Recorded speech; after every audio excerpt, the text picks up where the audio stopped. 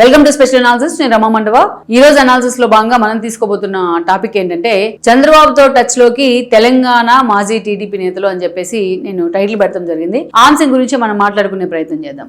కొన్ని రోజులుగా జరుగుతున్న పరిణామాలు, ఎస్పెషల్లీ మోడీ తెలంగాణ పర్యటన తర్వాత జరుగుతున్న పరిణామాలన్నీ ఈ రోజు చంద్రబాబు నాయుడు చుట్టూ తిరుగుతా ఉన్నాయి. ఎందుకు చంద్రబాబు నాయుడు చుట్టూ తిరుగుతా ఉన్నాయి అంటే, మోడీ హైదరాబాద్ రావడం, అక్కడ ఒకటి బహిరంగ సభ చేయడం, అటు రేవంత్ రెడ్డితో కలిసి కొన్ని ముఖ్యమైన కార్యక్రమాల్లో కూడా పాల్గొనడం, ఇదంతా ఒక ఎత్తు అయితే సరే, ఆరోగ్యం బాలేదు కాబట్టి పవన్ కళ్యాణ్ పరామర్శించారు, అది కూడా ఒక యాంగిల్. వీటన్నిటికంటే సుదీర్ఘంగా చంద్రబాబు నాయుడుతో భేటీ కావడం ఒక యాంగిల్.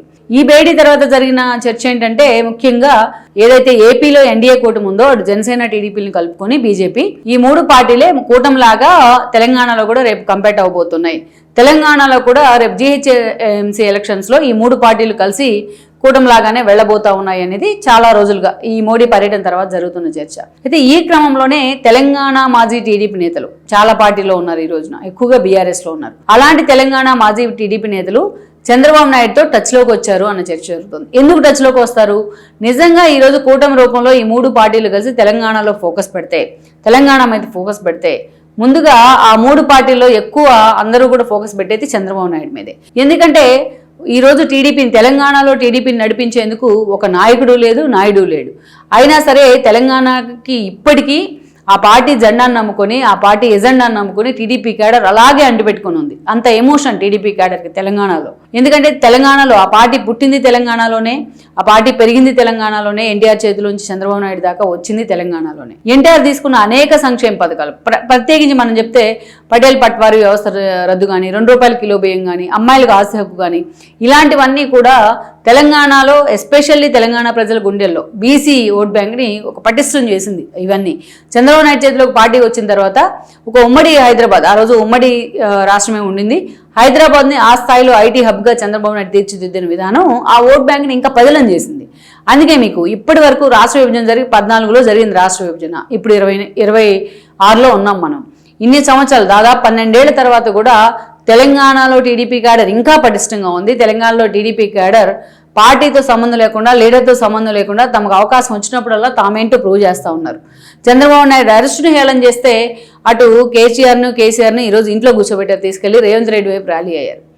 అదేవిధంగా ఆ చంద్రబాబు నాయుడిని అనేక సార్లు తిట్టే ప్రయత్నం చేస్తే తర్వాత కూడా ఒక జీహెచ్ఎంసీ ఎలక్షన్స్లో, ఒక జూబ్లీ హిల్స్ ఉప ఎన్నికలో కానీ, అంతకుముందు ఒక కంటోన్మెంట్ ఉప ఎన్నికలో కానీ, మొన్న వచ్చిన పంచాయతీ కార్పొరేషన్లో కానీ, వాళ్ళు మున్సిపల్ ఎలక్షన్స్ వాళ్ళు చూపించే ప్రయత్నం చేశారు. అందుకనే ఈరోజు తెలంగాణలో టీడీపీ క్యాడర్ అన్నా, తెలంగాణలో టీడీపీ మాజీ నేతలన్నా అందరికీ కూడా ఇష్టమే. ఇంకొక ఎసెట్ ఏంటంటే, మీరు చూస్తే తెలంగాణలో టీడీపీ నేతలు చాలామంది ఏదైతే 2014 పరిణామాల తర్వాత కేసీఆర్ వైపు నడిచారు. కేసీఆర్కి అది తెలుసు కూడా, తెలంగాణలో టీడీపీ ఉన్నా, చంద్రబాబు నాయుడు లాంటి ఒక టవరింగ్ పర్సనాలిటీ ఉన్నా తన పార్టీకి తనకు ఎగ్జిస్టెన్స్ ఉండదు. కాబట్టి తెలంగాణ ఉద్యమం మొత్తానికి చంద్రబాబు నాయుడిని ఒక బూచిగా చూపించే ప్రయత్నం చేశారు కేసీఆర్, అది అందరికీ తెలిసిన విషయమే. సో ఆ తర్వాత మనం చూస్తే ఏదైతే అలా చంద్రబాబు నాయుడు తెలంగాణ వేదిక నుంచి పంపించే ప్రయత్నం జరిగింది. అయినా సరే మనం చూసాం 14లో ఎన్ని సీట్లు వచ్చినాయి అనేది. ఆఖరికి ఆ వచ్చిన మొత్తాన్ని మెజారిటీని తన వైపు విలీనం చేసుకోగలిగారు. ఓటుకు నోటు అనే ఇష్యూని తీసుకురాగలిగారు రేవంత్ కేంద్రంగా. ఆ తర్వాత 18 ముందస్తు ఎన్నికల్లో అసలు ఏం రీజన్ లేకుండా ఎన్నికలకు వెళ్లారు.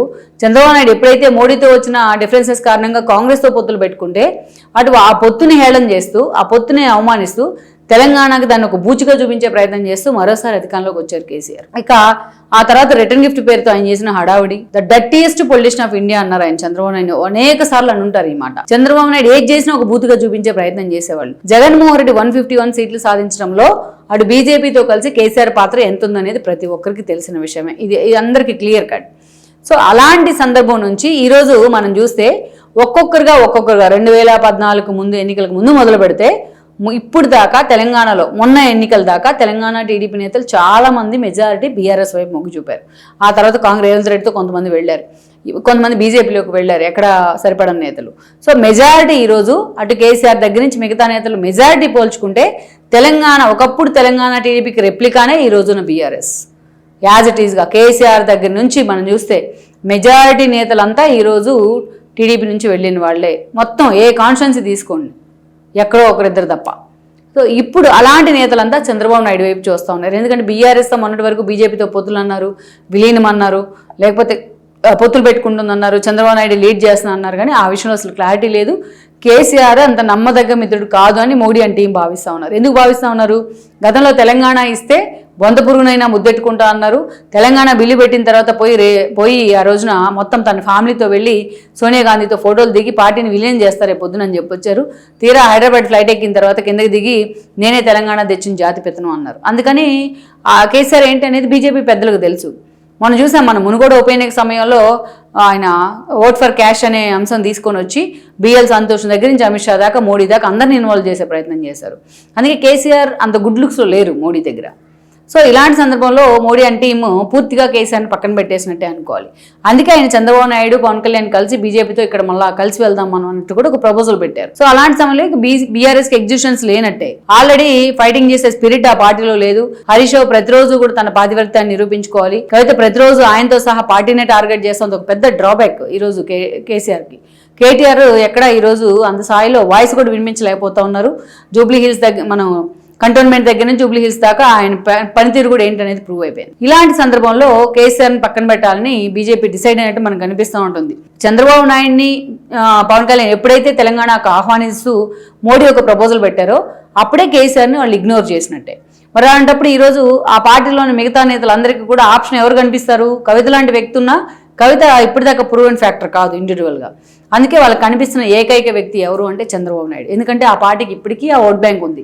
నేతలు ఎంతోమంది వెళ్ళినా క్యాడర్ మాత్రం నిజాయితీగా పార్టీని కనిపెట్టుకునే ఉంది. అందుకే ఈరోజు చాలామంది నేతలు చంద్రబాబు నాయుడుతో టచ్లోకి వచ్చారన్న ప్రచారం ఉంది. కొంతమంది కలవడానికి కూడా ఆయనతో ట్రై చేస్తూ ఉన్నారు. కొంతమంది రాయబారాలు కూడా చేస్తూ ఉన్నారు మోడీ పర్యటన తర్వాత. మొన్నే చంద్రబాబు నాయుడు పార్టీ ఆఫీస్లో కూర్చుంటే మనం కూకట్పల్లి దగ్గర నుంచి శ్రీలింగంపల్లి ఎమ్మెల్యేల దాకా తీగల కృష్ణారెడ్డి లాంటి వాళ్ళు అందరూ వచ్చి చంద్రబాబు నాయుడుని కలిశారు. మీరు మళ్ళీ పార్టీని ఎస్టాబ్లిష్ చేస్తామంటే, రీయూనియన్ చేస్తామంటే మేమే పార్టీని లీడ్ చేస్తామని చెప్పి కూడా మాట్లాడడం జరిగింది. సో ఆ యాంగిల్లో ఎప్పుడైతే మోడీ పర్యటన తర్వాత ఈరోజు ఈ ప్రపోజల్ తెర మీదకి వచ్చిన తర్వాత మెజారిటీ బీఆర్ఎస్లోకి వెళ్ళిన మాజీ టీడీపీ నేతలు చాలా మంది చంద్రబాబు నాయుడు వైపు చూస్తూ ఉన్నారు. ఆయనతో టచ్లోకి వచ్చారన్న ప్రచారం అయితే ఉంది. సో ఈ పరిణామాలు తెలంగాణ టీడీపీకి అయితే కొంత బూస్ట్ ఇచ్చే అంశంలోనివి అని చెప్పాలి. లెట్స్ సీ మరి ఈ విధంగా తెలంగాణ టీడీపీ నేతలు తిరిగి చంద్రబాబు నాయుడు మీద ఫోకస్ పెట్టి ఆయనతో అసోసియేట్ అయ్యే ప్రయత్నం చేస్తే తెలంగాణలో కూడా టీడీపీకి మళ్ళీ ఆ పార్టీ రీవ్యాంప్ అయినట్టే అని మనం అనుకోవచ్చు.